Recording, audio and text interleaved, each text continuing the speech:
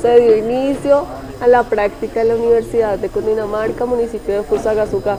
Allí partimos hacia la Laguna Colorados, ubicada en el páramo de Sumapaz. Tomamos la vía de San Miguel y en el camino paramos en el corregimiento de la Aguadita y allí pudimos observar el río Barro Blanco, el cual atraviesa de dicho lugar. Se visualizó la gran contaminación que se arroja allí. Y la siguiente parada fue en el municipio de Cibaté, donde visualizamos el embalse del Muña y allí continuamos el recorrido hasta llegar al lugar previsto. ¿Cómo va?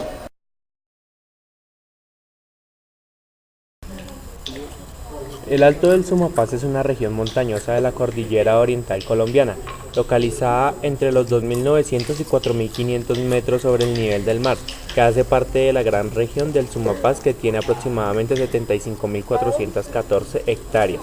En la región se genera un importante recurso hídrico, que vierte sus aguas a las cuencas de los ríos Magdalena y Orinoco. Gran parte de su territorio pertenece a la localidad 20 del Distrito Capital, pero también incluye algunos sitios en los departamentos de Cundinamarca y Meta. Por otra parte, cerca de 34.500 hectáreas están dentro del Parque Nacional Natural del Sumapaz.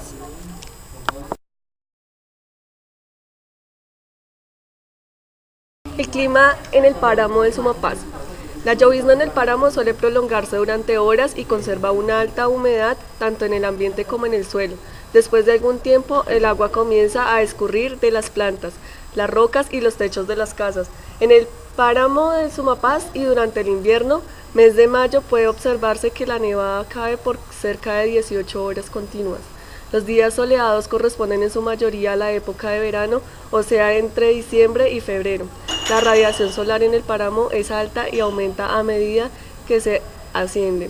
Esta es considerable aún con nubosidad del 50% y es controlada con la presencia frecuente de la niebla, pero en la época de verano la duración de la radiación puede ser hasta de 12 horas diarias. La vegetación y flora del páramo. Las plantas que más caracterizan la vegetación del páramo son el frailejón, género Espeletia, dedicado por Mutis al virrey José de Espeleta y Galdeano, la paja que los campesinos llaman guinchi, los cordones, piñuelas y otras bromeliáceas, lo mismo que los chusques y las cañuelas en las partes más bajas. Hay muchas especies de frailejones, pero lo más común es la Espeletia gradiflora, y la más grande, que llega a medir hasta 10 y 12 metros de altura, es la Espeletia uriberi. Estas insólitas plantas paramunas desarrollan rosetones de hojas abundantes, lanudas y largas en el extremo de un tallo, recto y erguido, llamado caulirosula, que va cubriéndose por las hojas viejas y marchitas. Otra planta paramuna que prefiere lugares relativos secos es la llamada chocho o lupino, del que hay varias especies cuyas flores pueden ser rosadas o blancas. Una de las plantas comunes en el páramo es el té Bogotá o palo blanco y se le asocia con las uvas de anís, las uvas camaronas y los encinillos. Otro árbol paramuno es el colorado, llamado así por el color de sus ramas, que actualmente se encuentra en el proceso de extinción por la excelente calidad de su madera.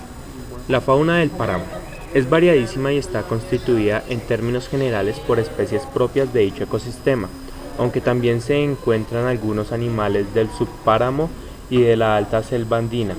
El mayor ejemplar entre los mamíferos es la danta de páramo, de pelaje relativamente alto y que desafortunadamente está en peligro de extinción, pero el animal más representativo de la fauna paramuna es el venado blanco, llamado así por su pelaje gris claro, aunque también se le conoce como venado grande para diferenciarlo del zoche.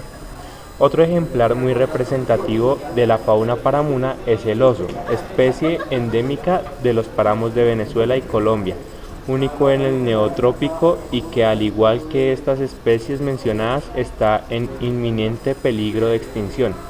El oso es omnívoro, pero su alimento principal es la parte blanca del cardón puya.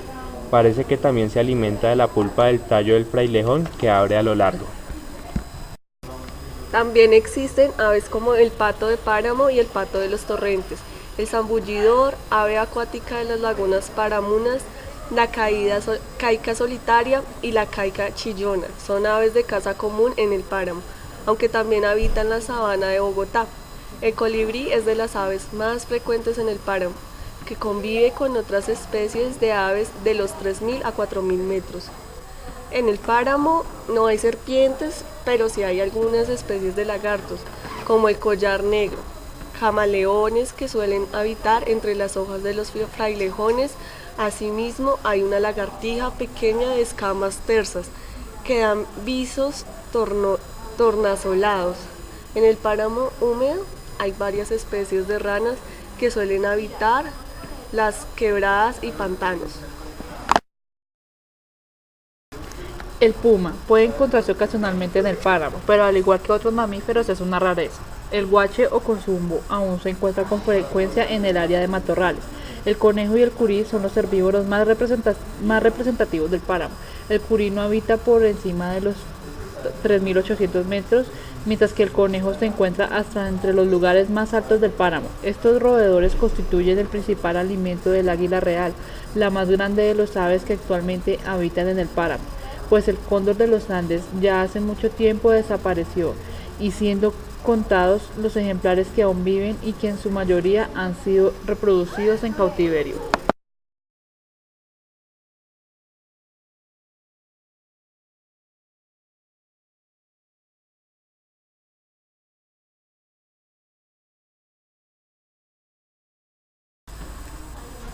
Los insectos son abundantes, sus innumerables especies habitan preferiblemente en las hojas de los frailejones. Las mariposas son relativamente comunes, pero de colores poco llamativos y de pequeñas dimensiones. De todas maneras, la riqueza de insectos en el páramo es notable. La biótica acuática paramuna es increíblemente abundante y variada, a excepción de la trucha, que es una especie exótica introducida y que se encuentra en muchas lagunas y corrientes. No parece que existan más peces.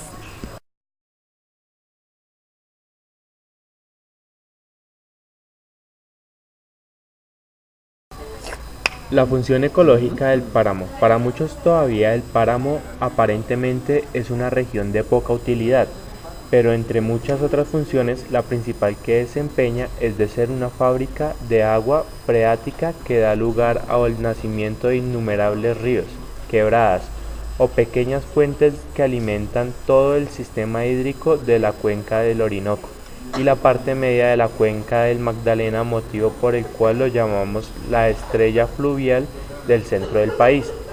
Al páramo le corresponde sostener el régimen hidrológico, es decir, regular el ciclo del agua en la cabecera de los ríos, pero esta función está alterada y seriamente amenazada por la acción del hombre, que quema y destruye el páramo hasta tal grado que hoy los páramos, como lo hemos Usos e impactos de los suelos del páramo. Entre los principales impactos adversos en relación con los usos y sus implicaciones en la degradación de los suelos y en el manejo sostenible se consideran los ocasionados por la ganadería extensiva. El sistema de manejo de la ganadería del páramo es extensivo.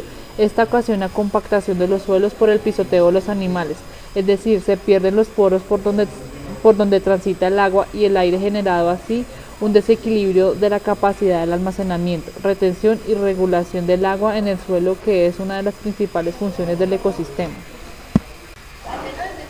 La agricultura. Los suelos de los páramos no son aptos para la agricultura.